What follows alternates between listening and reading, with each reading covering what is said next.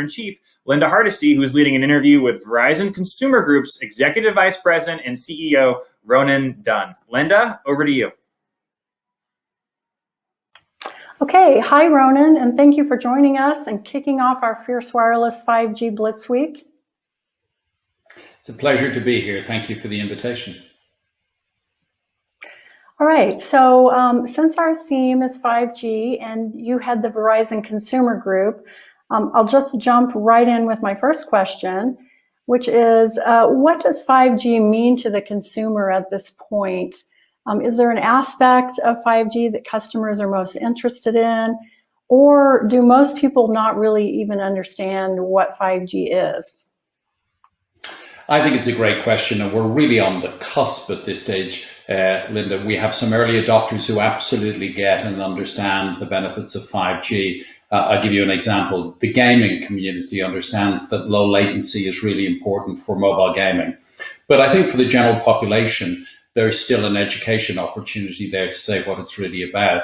And in that regard, 5G, in my view, is different from any previous G we've ever seen. It's not just an upgrade of speed, but it's a real upgrade of capability in a way that's different from the previous generations. And what I would highlight in that, in sort of layman's terms, is that we have in 5G currencies, we have different capabilities that can be separated and used in different ways. It allows us to have more connected devices in every square mile of network, but it also allows us to deliver incredible burst speeds or low latency. And the idea will be that over the next couple of years, what you'll see first in business and then increasingly in consumer is you'll see new use cases built out. The propagation of things like, AR at scale, where people can really imagine going around with augmented reality capabilities, not something out of, sci-fi, but something that you would use every single day in your daily life. So we're right on the cusp, and it's a really exciting opportunity. Okay. All right. So let's talk about Verizon's 5G deployment roadmap for 2021. You guys just had a big investor day. You talked a lot about C-band. You said that the company is going to be spending an additional $10 billion over 3 years just to help with all the C-band deployments. So what work will be happening this year on deploying 5G? So two key things. The first is that all of the major handsets that are in the market today are now C-band compatible. So we're already priming the pump in that regard. And we have 7 million C-band capable handsets in the network already. During the course of the year, in expectation of the arrival of the new C-band spectrum, which will actually arrive at the end of the year, the first tranche of it, we will be building out cell sites to be ready, not building new cell sites, but upgrading existing cell sites in the first area that's available, which is the 46 PEAs or partial economic areas, which are the main urban areas in the continental USA. And so we will be upgrading sites, power, antennas, and new radio equipment to be ready for C-band. And then we'll launch at the end of this year in those first 46 markets. We expect to have potentially 75 million people covered by launch, and certainly by this time next year have 100 million people inside the C-band area. We've also built new CPE for home so that our residential broadband offering can also be expanded. Currently it's available using our millimeter wave 5G network, but we will expand that with C-band capable in our ultra wideband service. So again, at the end of the year, a dramatic increase in the number of homes for which a residential broadband fixed wireless access product will be available, jumping from a couple of million under millimeter wave to about 15 million at the end of this year. Mm-hmm. Yeah, I want to talk about fixed wireless access in a minute, but before we get quite into that, let me see. There was a little bit of controversy that flared up because Verizon says, or you just said, that you will not have to build or lease more cell sites to deploy C-band. But T-Mobile's Neville Ray says that you definitely will have to lease more cell towers for C-band. So it sounds like you're not planning to do any more towers this year. Do you think that there might be more towers in the future? So just for absolute clarity, we already have a network which is densified, and so we have overlapping coverage in our urban areas. That's why we've been able to deliver superior network experience with actually less low-band and mid-band spectrum than competitors, and that's why we win all the JD Power and other surveys. So what I'll be doing is upgrading those sites. What I'm also doing, which we've program that started about 18 months ago, is I'm building small cells which support my millimeter wave deployment. So we've about 15,000 of those that we will deploy in the course of 2021, which will mean that by the end of the year, we have more than 30,000 of those small cells. So we're not building new macros. In the medium term, in rural and semi-rural areas, we may take the opportunity to do some infill. But in the short term, in the dense urban areas, we have no incremental macro site requirements. Okay. Yeah, I was going to ask too. So are you seeing C-band as primarily a more of a rural suburban play, or is this crossing all of your footprint? So it's going to be contiguous national coverage in C-band, and it very much complements in the urban areas our millimeter wave holdings. Because what we will be able to do is we'll be able to expand the capacity and the capability in the urban areas where so much of our traffic will be, both indoor and outdoor. Our millimeter wave is primarily for outdoor coverage and for those special areas like stadia, transport hubs, etc. The C-band, with its different propagation characteristics, will complement that outdoors, but also significantly increase the number of homes passed where we will be able to open those for sale for residential broadband. In the more semi-rural and rural areas, we had never any plans to roll out millimeter wave in those areas other than spot deployments in relation to private networks for businesses or in retail environments or other places like that. So the C-band now gives us 200 megahertz of mid-band spectrum on the global international standard that we can use nationwide. And what we have is there are 46 PEAs that I mentioned initially, but we have all 406 PEAs in the continental USA where we have spectrum, and in fact in those rural 200 megahertz. So unlike anybody else's coverage, we will have one single contiguous coverage layer of mid-band spectrum without any gaps, without any power limitations. Okay. And while we're talking about 5G roadmap, does Verizon have an update on the standalone core? That seems to, all of the carriers seem to have gone a little dark on what's happening with their core. So we are still committed to deploying standalone core, and in large part, it's a function of the availability. It's firstly the upgrades of the 3GPP standards with release 16 and 17, and also the availability of the relevant equipment and the support for the capabilities that the standalone core enables in devices, etc. So it's absolutely on our roadmap, but certainly for 2021. Our priority is prepping the network for C-band's arrival. Okay. And before we get off C-band, is Verizon planning to use carrier aggregation as part of its C-band deployment?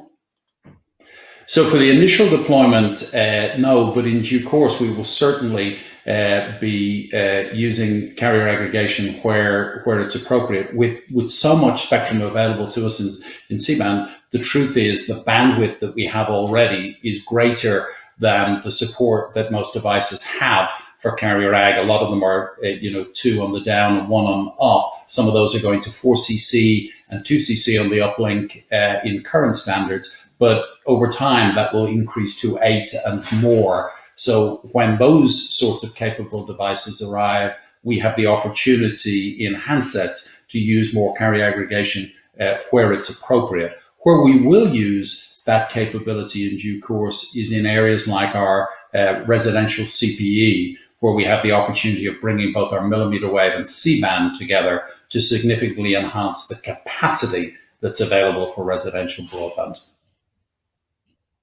Okay. All right, let's move to fixed wireless access. So let me see, Verizon has said its 5G home fixed wireless access is now available in 28 markets.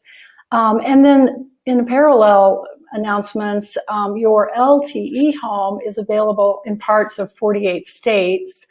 But at your investor day, and I think you just said it a few minutes ago as well, you've it feels like it's all getting lumped together now in terms of fixed wireless internet services to a total of 15 million households by the end of this year. So are you guys moving away from specifying whether your fixed wireless service is on 5G or whether it's on LTE?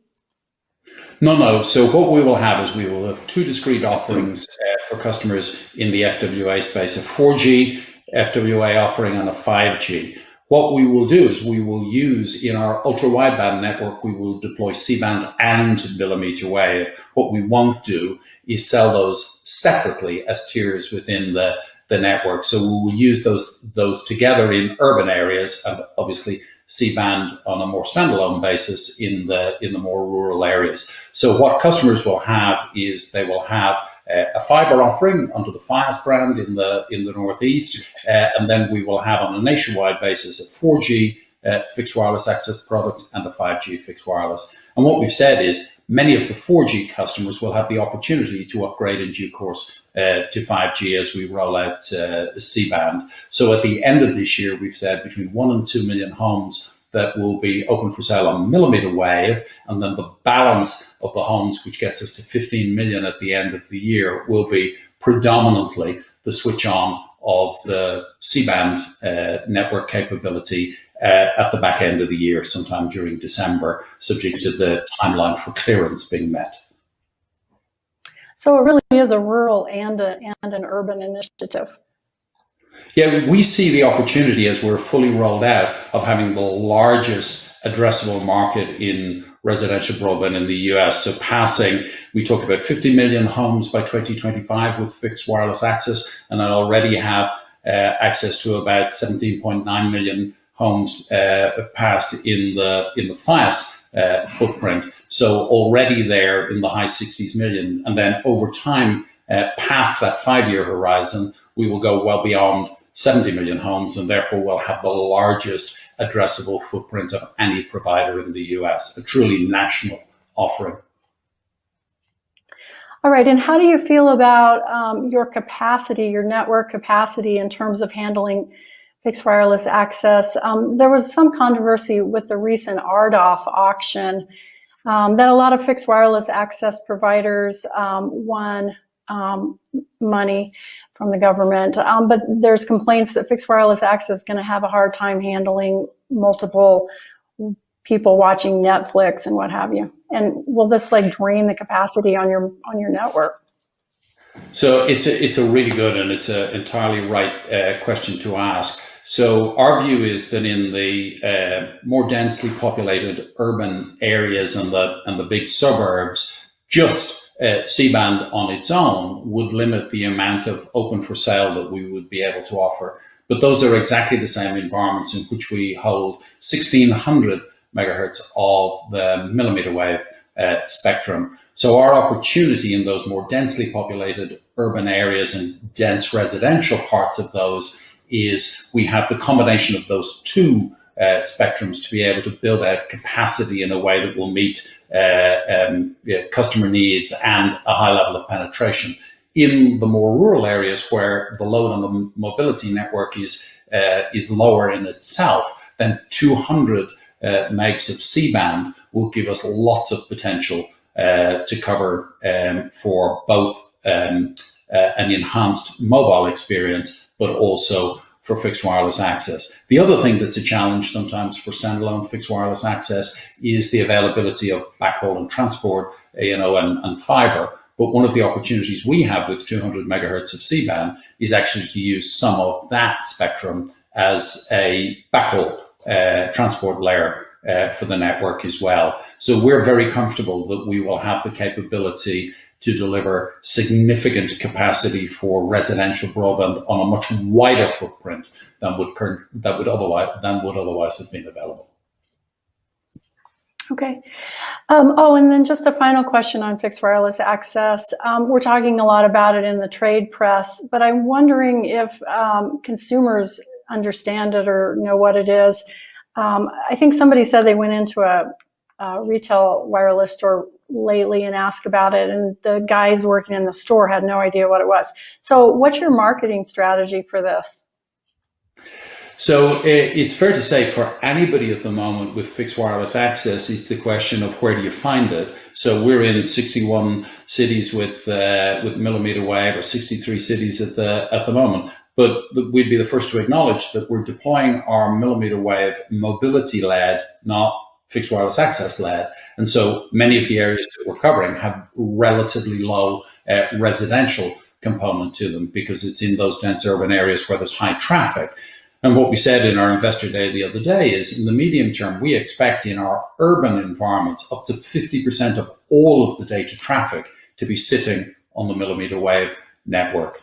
What changes from a marketing point of view with the arrival of C-band and the depth that we have, 161 megahertz on average across the whole of the United States, continental United States, is that we will then be able to light up big, broad areas together, which lends itself there to a much more comprehensive and coherent marketing strategy. And it's fair to say that many of my own retail stores today, people haven't been briefed on 5G fixed wireless access because there is no deployment in their areas. So by the end of this year, through the combination of more capacity being made available in the 4G LTE network as we prep for lifting some of the current data traffic straight up into C-band, and the switch on of C-band itself, and therefore increasing the number of homes open for sale, you will see a big acceleration in the marketing program, and over the following 18 months going to a much more nationwide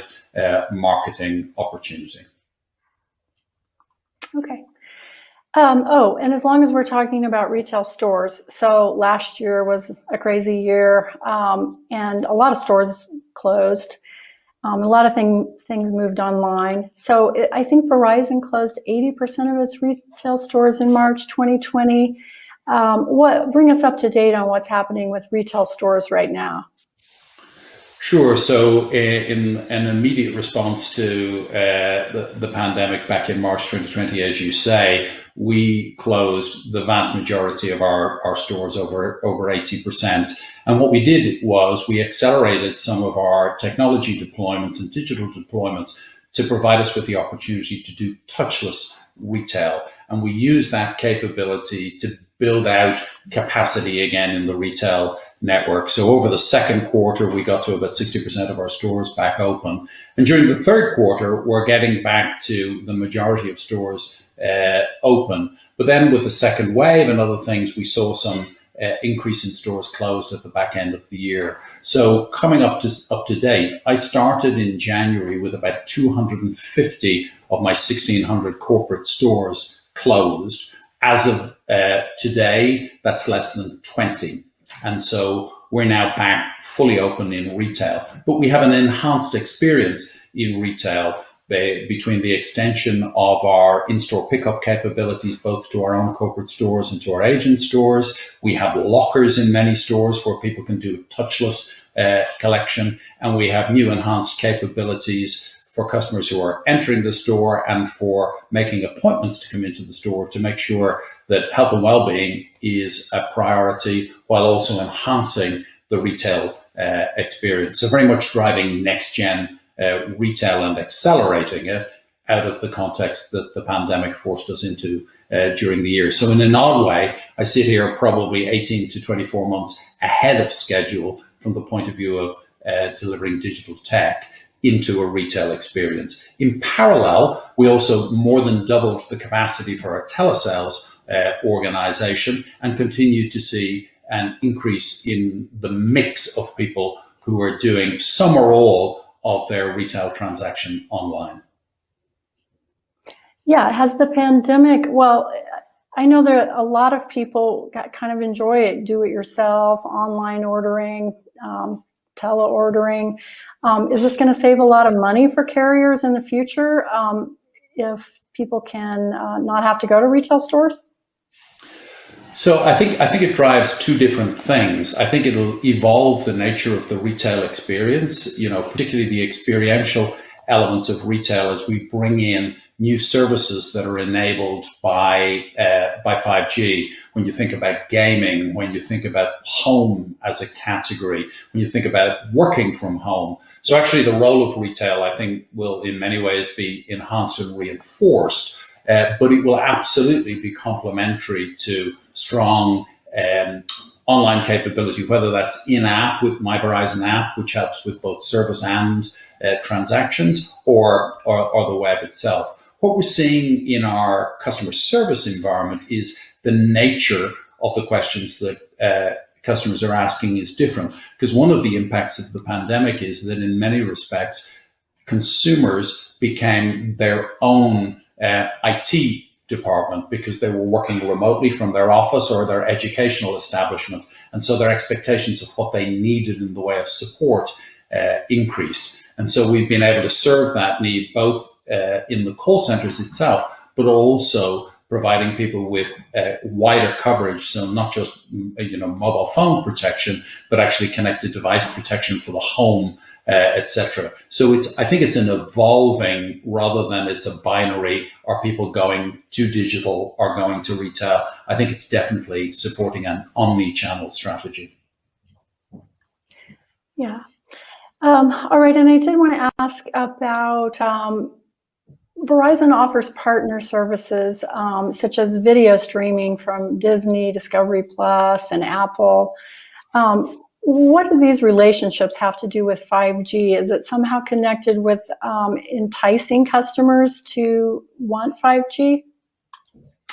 So again, I would break it into two parts. The first thing is, well before the pandemic, we identified the opportunity that consumer behavior was changing in the way content was being consumed, and so more of people's content was being consumed on mobile devices or in multi-screen environments. At the same time, many of the big video content owners were looking to develop their direct-to-consumer strategies. And we saw a great opportunity for Verizon to be the partner of choice in that area, really because we have the largest direct-to-consumer distribution platform in the US, and not just among the carriers, but if you think about other brands, outside of an Amazon as a marketplace or a social media platform, there aren't any platforms that are serving 100 million consumers on a daily basis like Verizon does. So we were a natural partner because of our brand and reputation for a great online experience anyway, and the quality of the network, but also just the breadth of our distribution capability. So we started, the first one was actually with Apple Music, and we partnered with Apple at a time when they were number 2 music streaming service in the US and helped them to become the number 1.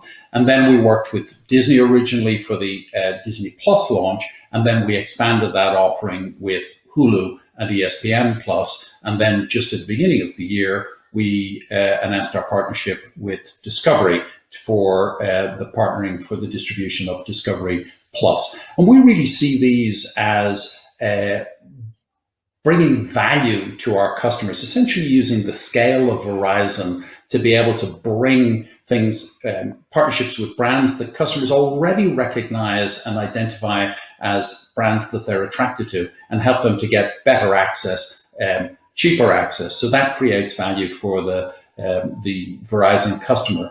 But as we go into the 5G, to answer your specific question, as we go into the 5G environment, areas like low latency and the capabilities of the 5G network means that we're working very closely with partners like Snap, partners like Niantic, partners like Epic, the owners of Fortnite, to build out using the 5G capabilities and the 5G technology, including mobile edge computing, to give enhanced services and experiences for gamers, for AR, VR, things like that. And so you will see a second wave, as it were, of partner opportunities coming that more explicitly leverage the capabilities of the 5G network.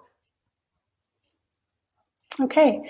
All right. Well, I think we've come to our time, but thank you so much, Ronan, for kicking off our 5G Blitz Week. And I do really appreciate your taking the time. Thank you. It's great. It's such an exciting time for consumers generally and for business with the capabilities that 5G will bring. And we're excited to be part of that.